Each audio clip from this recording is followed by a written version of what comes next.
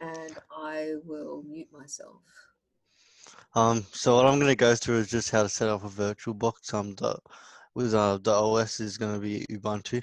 So first thing, you want to get VirtualBox installed. So you want to look for the platform you're on. So whatever OS. So I'm on a Windows host, which I've already installed VirtualBox.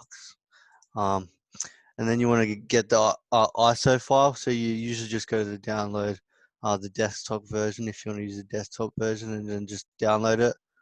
And then you get the ISO file. You just want to make sure that you know where the actual ISO file is for these next sort of few steps.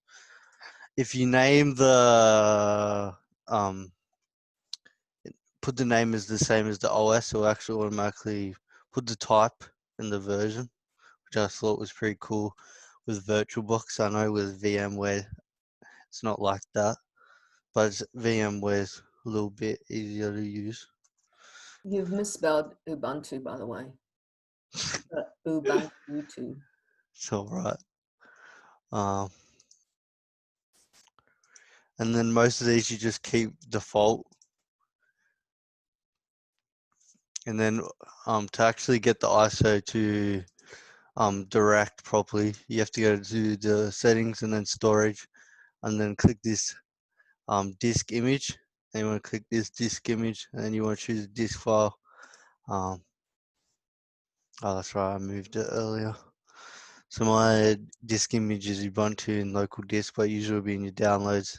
Then you want to direct it to this, and then press OK. And then you want to start it. Probably won't start it now because it takes a long time to install the software and stuff. But I did set one up earlier just so I could show you guys what Ubuntu looks like when it's actually done installing. Pretty straightforward when you're installing. It's like any other OS, sort of gives you the prompts, or you actually want to install the languages, different languages. I found it quite funny because my machine was lagging when I first did the install, and I installed the wrong language, so I had to restart the process. It'll probably take a little bit to boot the VM. Anyways, I'll probably talk about why this sort of stuff's useful. So this sort of stuff's useful if you want to play around with your own sort of server environment. So from TAFE, we sort of did Windows servers and Ubuntu servers, and we linked our all the virtual machines together and sort of put on our own little network. So if you're interested in stuff like that, it's fully capable to do that. Um, it's also a lot more secure if you want to do secret stuff on a virtual box on your actual main machine. It's sort of separated from your actual main machine.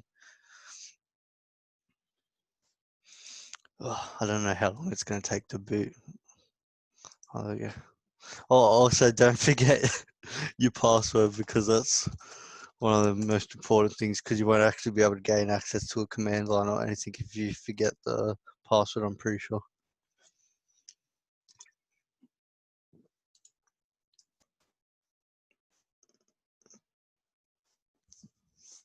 Oh.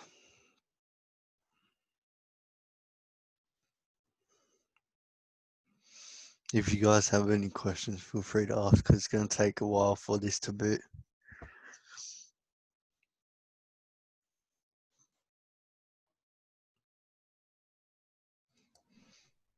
Can't think of any in at the moment. Why did you choose Ubuntu? Why not one of the other Linux? Well, because I did Ubuntu before, but I did it on VMware. So VMware's, it seemed a little bit different than what VirtualBox is. But it seems like you do the same sort of process through the. I think just the better part about VirtualBox is it's open source and free. VMware is a bit pricey if you want to get a license for it. What about VMware Player? I haven't really used much of VMware Player, actually. I only used the VMware that we got from TAFE with just a normal full license for it, not the VMware Player. I don't know what the actual difference there is.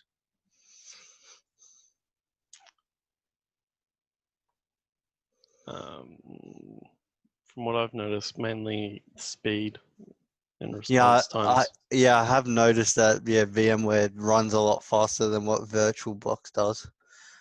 The whole it's my computer handles VMware VMs a lot better than what VirtualBox does. As you can see, it's taken a while just for it to boot. Usually on a VMware, when I was doing it back at tape, it'd already be sort of loaded and logged in. I don't know why I'm getting a black screen, by the way.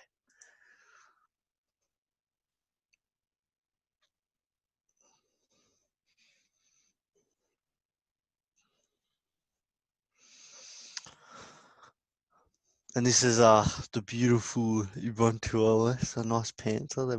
They changed it since I last used it. One thing is helpful to know when you first are doing the install, it actually won't be your like default resolution. It'll be very, very small. So before you will get something like this, and then around here there'll be actually an install Ubuntu. So you don't actually fully install the OS first thing. You get put on the sort of thing, and then there's the install thing.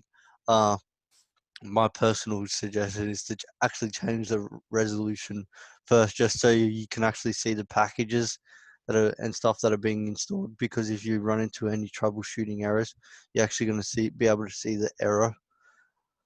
It's sort of around here, but I can't really show it because it takes like 30 minutes to install on my internet. That's about it.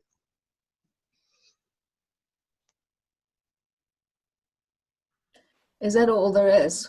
Yeah, it's pretty straightforward and pretty easy. Alrighty. Can you show us around this Ubuntu? I've got a Linux, but it's Cinnamon. What's different about this one? Cinnamon. Cinnamon's mint, right? Mint Yeah. cinnamon. Yeah, mint. So from what I'm aware of, mint's more looks like a lot more like Windows. Yeah. Ubuntu's a bit more like Mac. I don't know. They all sort of look a little bit different. I think Ubuntu is just popular because it's really easy to use. It's pretty easy to set up if you want to do like headless. So what we did at TAFE, which I'll probably have to go find the VM and I can probably show you guys, but I don't know where my hard drive is with all my VMs. You can actually do like headless installs of Ubuntu, and then you can sort of create a kiosk. So you know the kiosks you see in the shopping centers and stuff, you can sort of do stuff like that.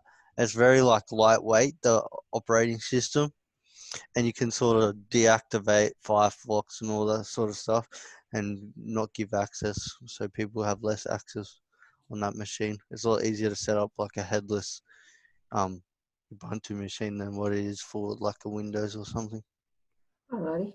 It's pretty straightforward. Yeah, it's All sort right. of universal Linux systems, but it's pretty easy to set up. And once you do it a bunch of times, you sort of know what to do. It's sort of universal for all the OS. It's sort of the same sort of patterns. And then if I get any error code, I usually look it up on Google or something, and there's some thread about it. Okay. Any questions? Nope. Nope. Nope. All right. I'll stop recording, okay?